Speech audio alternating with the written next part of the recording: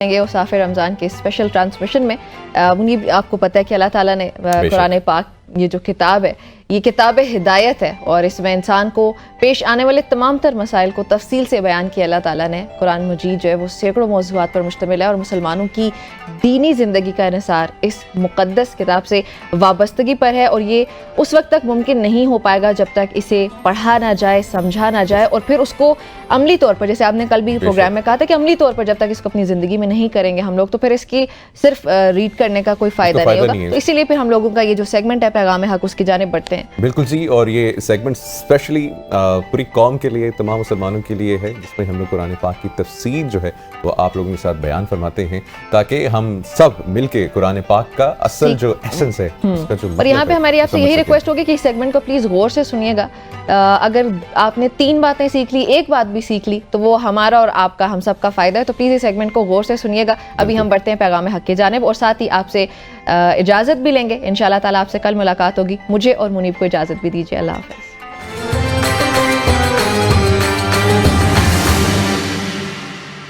بسم اللہ الرحمن الرحیم، والصلاة والسلام علی سید المرسلین وخاتم النبیین وعلی آلہ الطاہرین الطیبین واصحابہ اجمعین۔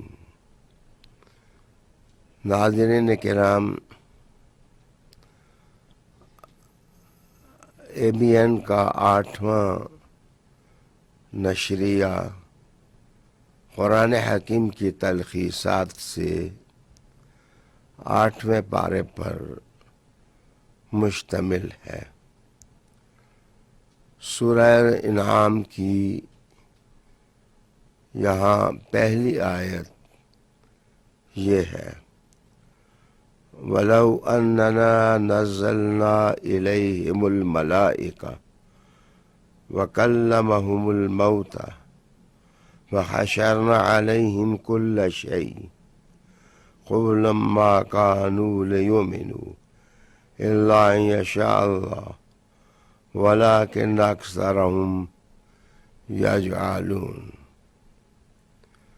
مشرکین کا مطالبہ رہتا کہ فرشتے ہمیں نظر کیوں نہیں آتے،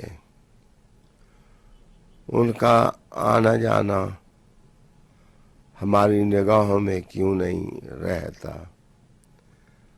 تحریر ہمیں ایسی کیوں نہیں دی جاتی جو آسمان سے اترے۔ تو بے رتب و یابس باتیں وہ حضور صلی اللہ علیہ وآلہ وسلم کی نبوت کے بارے میں کرتے رہے تھے۔ رب کریم نے ارشاد فرمایا کہ اگر ہم ان کی طرف فرشتے نازل کرتے اس حال میں کہ ان کے مردے اٹھ کر ان سے باتیں بھی کرتے، تو یہ لوگ ایمان لانے والے نہیں تھے، اس لیے کہ اکثر ان کی جاہلیت پر مشتمل ہے۔ ناظرین، پھر جہالت کی تھوڑی تشریح ہوئی کہ یہ پھوٹتی کہاں سے ہے، اس کا مصدر کون سا ہوتا ہے، اور اس کی پروپیگیشن کس طرح ہوتی ہے۔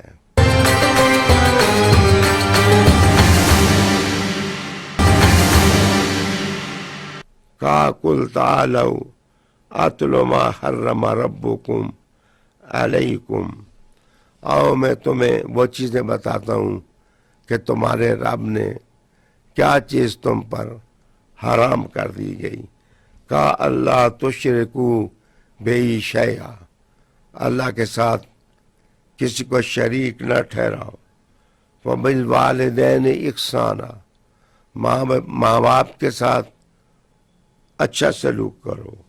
वला तक़्तुलू औलादकुम मिन इमलाक, अपनी औलादों को गुर्बत के डर से कत्ल न करो, रोज़ी देने वाला अल्लाह है। नहनु नर्ज़ुकुहुम व इय्याहुम, अल्लाह ने फरमाया हम ही तुम्हें रोज़ी देते हैं और उनको भी रोज़ी देते हैं। कहा वला तक़रबुल फ़वाहिश, फाहिशी के कामों के करीब भी न गुजरो। इसमें माशी जराइम की तरफ भी इशारा है और जिनसी जराइम की तरफ भी इशारा है। आगे का वला तक़्तुलुन नफ्स अल्लती हर्रमल्लाहु इल्ला बिल हक़, जिस जान को कत्ल करने से अल्लाह ने मना किया है उसको कत्ल न करो। ये वसीयतें हैं जो तुम्हें की जाती हैं।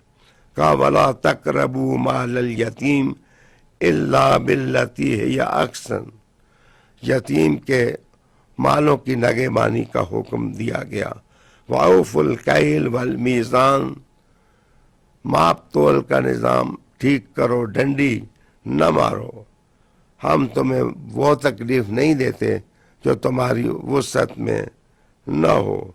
आगे कहा अदल करो और फिर अहद को पूरा करो, ये नसीहतें तुम्हारे लिए हैं। और कहा यही सीधा रास्ता है जिसे कहा जा रहा है कि तुम उस सीधे रास्ते की इत्तिबा करो। अली मकाम दोस्तों, इन्हीं मज़ामीन को लेकर रब करीम ने रसूलुल्लाह अलैहिस्सलाम के दीन के इह्या की बात फिर करवाई और कहा कुल इन्न सलाती व नुसुकी व मखशाया ममाती लिल्लाहि रब्बिल आलमीन, ज़िंदगी में अल्लाह के लिए हो जाना, नमाजें कुर्बानियाँ अल्लाह के लिए हो जाना, ज़िंदगी मौत सब कुछ अल्लाह के लिए हो जाना, इस सूरत की अहम तालीम है। उसके बाद सूरह आराफ शुरू होती है। नाज़रीन, सूरह आराफ जिन अजीम शामत अंगेज़ अल्फाज से अरूफ़ मुक़त्तआत के बाद शुरू होती है, उसमें यह कहा गया किताबुन उनज़िला इलैका फला यकुन फ़ी सद्रिका हरजुम मिन्हु लितुनज़िरा बिही व ज़िक्रा लिलमुमिनीन, ये किताब जिसका नज़ूल आपकी तरफ हुआ है, आप बाहिम्मत और बाहौसला होकर इससे अक़वाम आलम में तंज़ीर करें। मोमिनीन को ये फ़ायदा देने वाली किताब है। इसकी इत्तिबा की गई। फिर रब करीम ने ज़मीन में तमकीन और कुव्वत का राज बताया।